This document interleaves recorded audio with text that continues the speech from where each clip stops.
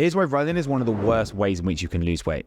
Now, I'm not trying to trigger anyone with this because I actually love running and it's a big part of my routine. I've ran pretty consistently now for the last 18 months. I've done 2 half marathons, done plenty of 5 and 10Ks. I've run some pretty good times as well. But when it comes to weight loss, it's probably one of the worst things that you can do. And it's always the thing that people gravitate towards. So I want to try and explain to you why that is and why you should probably look elsewhere if you're trying to lose weight, build an amazing physique, and actually go through a journey of fat loss. So firstly, we all know somebody that has effectively said that they want to get in better shape. It's their time, it's their year to lose the weight. And the first thing they've gone and done is they've gone and got their running shoes out and they've started to, start jogging a little bit more because that burns lots of calories. And that's the thing that we should be doing. This is not the case at all. So when we run, we send our body the wrong signals in terms of fat loss. If you're watching this video, I'm guessing you probably want to look leaner, build an aesthetic physique, build that cover model look. You want to look jacked, right? Running does not do that. When we run, we're not telling our body to hold on to lean tissue, to hold on to lean muscle. There's no tension going through our muscles. There's no breakdown of muscle fibers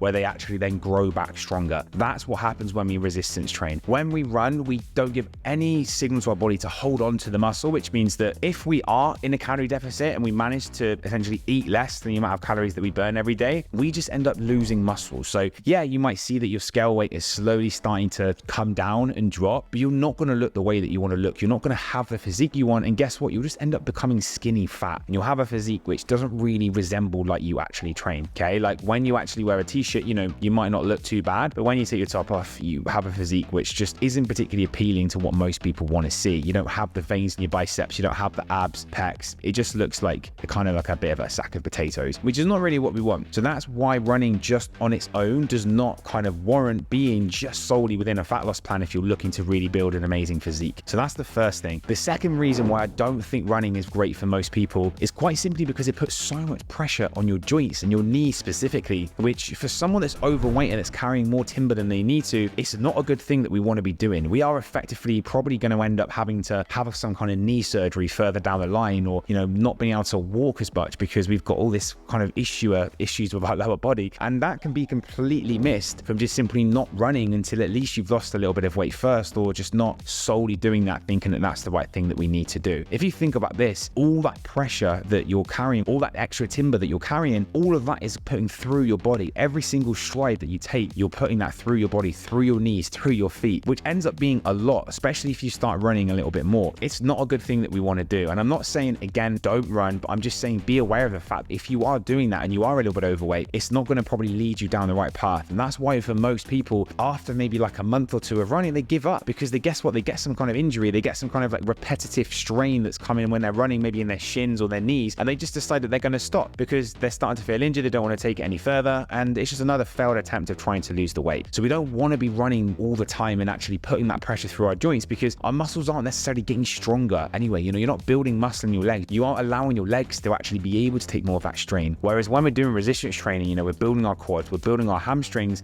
guess what? We can actually run more efficiently with less chance of then getting injured as well. And the third reason is running can typically make you very hungry. Now, I know this from first-hand experience. I come and I've done an intense 5K and I want to eat the entire fridge. That kind of vigorous level of exercise, which don't get me wrong, makes us feel amazing. That running makes you feel amazing, but you come back, give it 20 minutes, you're starving. You want to go and eat. You want to have chocolate. You want to have the biscuits. And typically that is not a good thing because the reality is you don't burn that many calories when you run. You really don't. Like you can run a 5K, you might burn maybe like 300, 400 calories possibly depending on the intensity you run at. You literally have a few biscuits and you've just eaten all those calories back. And let's be real, who can eat a few biscuits without having more? Especially after you've just been for a run. You're going to eat the whole packet. So all the good that you'd have done whilst you've been running is effectively just been lost within a matter of a few minutes of just having a little binge on biscuits. So it doesn't necessarily do the right thing. We don't really want to be looking at exercise as a way of burning calories because when we look at the TDEE graph of how many calories we actually burn across the day, the amount of calories you burn from exercise is really small. It's like 5 to 10% across the day. And that's even if you do maybe more exercise than the average person. It's not that much. Whereas with our nutrition, we have full control 100% over what we can consume every day. So it's important we actually try and get that bit right first. And if we're consuming higher amounts of calories, obviously from the fact that we've been running, we're just going to effectively knock that scale of energy balance probably not in our favor, which is why, again, running is not necessarily the rightest thing to do.